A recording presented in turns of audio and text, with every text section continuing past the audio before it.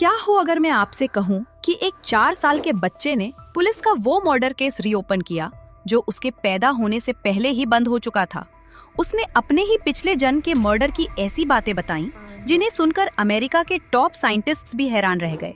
आज हम इस अनसुलझे रहस्य को जानेंगे, कब, क्यों और कैसे में। आज आप कुछ नया सीख के जाएंगे, तो अंत तक बने रहना। आज इस पूरी कहानी को हम 5 हिस्सों में डिकोड करेंगे। पहले समझेंगे टीटू सिंह की असली कहानी, फिर जानेंगे कि साइंटिस्ट्स ने इस केस को कैसे इन्वेस्टिगेट किया। तीसरे पार्ट में समझेंगे ब्रेन साइंस क्या कहती है। चौथे पार्ट में जानेंगे क्वांटम फिजिक्स का वो एंगल जो सब बदल देता है।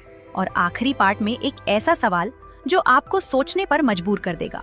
तो चलिए शुरू करते हैं। चलिए पहले ये समझते हैं कि टीटू सिंह की कहानी असल में क्या थी। साल 1983, आगरा, उत्तर प्रदेश। टीटू सिंह एक नॉर्मल परिवार में पैदा हुआ, लेकिन जैसे ही वो थोड़ा बोलने लगा, उसने एक अजीब बात कही। उसने कहा, मेरा घर यहाँ नहीं है, मेरी एक टीवी की शॉप है, मेरी वाइफ और बच्चे कहाँ हैं? घर वालों ने सोचा बच्चा है, बस ऐसे ही बोल रहा है। लेकिन एक दिन उसने अपने पिता से कहा, मुझे उस मोहल्ले में ले चलो, मैं अपना घर पहचान लूंगा। परिवार उसे आगरा के उस मोहल्ले में ले गया जो उन्होंने पहले कभी नहीं देखा था। और जैसे ही टीटू उस गली में पहुंचा, वो एक घर की तरफ दौड़ा। दरवाजा खुला और अंदर एक औरत खड़ी थी। टीटू रुक गया और बोला, ये मेरी वाइफ है। वो औरत थी सुरेश वर्मा की विडो, एक टीवी शॉप ओनर जिसका कुछ साल पहले मर्डर हो गया था।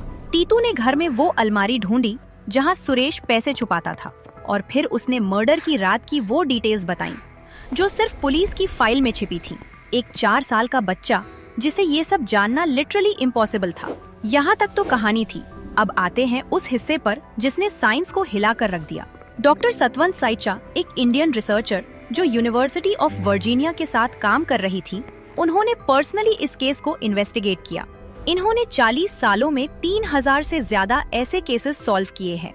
डॉक्टर पसरीचा ने पहले टीटू का इंटरव्यू लिया और फिर सुरेश के घर वालों का, ताकि कहानियों को बिना किसी इन्फ्लुएंस के कंपेयर किया जा सके।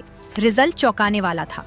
टीटू ने जो 43 स्पेसिफिक डिटेल्स बताई थी, उनमें से 37 पूरी तरह वेरीफाई हुई। सुरेश की वाइफ का एग्जैक्ट हुलिया, शॉप में रखे स्पेसिफिक टीवी मॉडल्स और वो छुपी हुई जगह जहां के बारे में सिर्फ मरे हुए सुरेश को पता था। रिसर्चर्स का कंक्लूजन था, इस बच्चे के पास ये इन्फॉर्मेशन आने का कोई नॉर्मल लॉजिकल रास्ता नहीं था। तो फिर ये जानकारी आई कहां से? चलिए अब समझते हैं कि ब्रेन साइंस इस सब के बारे में क्या कहती है। हमारे ब्रेन में मेमोरी स्टोर होती है न्यूरॉन्स के कनेक्शंस में। न्यूरॉन्स यानी वो सेल्स जो एक दूसरे को इलेक्ट्रिक सिग्नल्स भेजती हैं। अब साइंस का बेसिक रूल ये है, जब इंसान मरता है, न्यूरॉन्स काम करना बंद कर देते हैं और मेमोरी हमेशा के लिए इरेज हो जाती है। तो फिर टीटू को सुरेश की मेमोरीज कैसे याद थीं? साइंस के पास अभी इस सवाल का कोई जवाब नहीं है। अब आते हैं इन्वेस्टिगेशन पर। जब टीटू की बातें घर वालों ने सुनी, तो उन्होंने पुलिस को बुलाया। टीटू ने पुलिस को वो सब बताया जो उसे याद था। पुलिस हैरान थी, लेकिन फिर भी ऑफिसर ने एक एक बात लिखी। फिर शुरू हुई इन्वेस्टिगेशन। पुलिस ने उन सभी जगहों को चेक किया जो टीटू ने बताई थी। हर क्लू एक ही डायरेक्शन में इशारा कर रहा था। और आखिरकार वो दिन आया।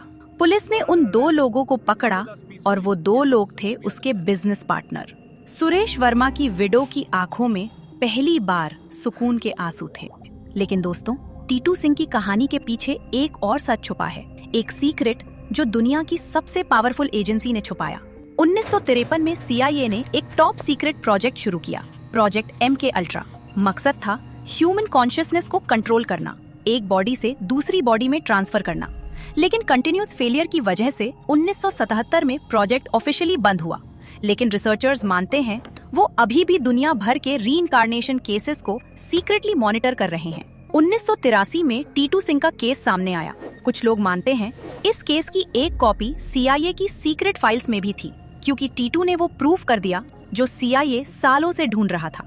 अगर ये ट्रुथ ऑफिशियली सामने आ जाए तो पूरी दुनिया बदल जाएगी। तो क्या ये सच जानबूझकर छुपाया जा रहा है? अब आते हैं उस हिस्से पर जो सबसे ज्यादा लोगों को हैरान करता है, क्वांटम फिजिक्स। उसका एक बहुत बड़ा रूल है। वो रूल है, इंफॉर्मेशन कभी डिस्ट्रॉय नहीं होती। मतलब जब सुरेश वर्मा की डेथ हुई, उसकी कॉन्शियसनेस की इंफॉर्मेशन इस यूनिवर्स में कहीं ना कहीं एग्जिस्ट करती रही। और जब टीटू पैदा हुआ, क्या वो इन्फॉर्मेशन एक नई बॉडी में फिर से जागी? कैम्ब्रिज और ऑक्सफोर्ड के रिसर्चर्स इसी सवाल पर आज भी काम कर रहे हैं। क्या डेथ खत्म होना है या सिर्फ एक ट्रांसफॉर्मेशन? जब टीटू बड़ा हुआ, उसकी वो पुरानी मेमोरीज धीरे धीरे फेड होने लगी। रिसर्चर्स ने नोट किया है कि ज्यादातर पुनर्जन्म केसेस में बच्चे की मेमोरीज 5 से 7 साल की उम्र तक ही स्ट्रॉन्ग रहती हैं, फिर वो नेचुरली धुंधली पड़ जाती हैं। सुरेश की फैमिली ने टीटू को अपना माना और आज भी यह केस एक अनसॉल्व्ड मिस्ट्री की तरह दर्ज है। क्या टीटू सिंह जैसे केसेस प्रूफ हैं कि हमारी कॉन्शियसनेस हमारी असली में डेथ के बाद भी एग्जिस्ट करती है और एक नई बॉडी में जन्म लेती है, या ये सब एक बहुत बड़ा कोइंसिडेंस था और साइंस कभी ना कभी इसका भी कोई लॉजिकल एक्सप्लेनेशन ढूंढ लेगी? कमेंट सेक्शन में अपना जवाब जरूर बताएं। अगर आज कुछ नया सीखा हो तो कब, क्यों, कैसे को सब्सक्राइब करें और बेल आइकन को जरूर दबाएं। मिलते हैं अगली वीडियो में, तब तक कीप क्वेश्चनिंग।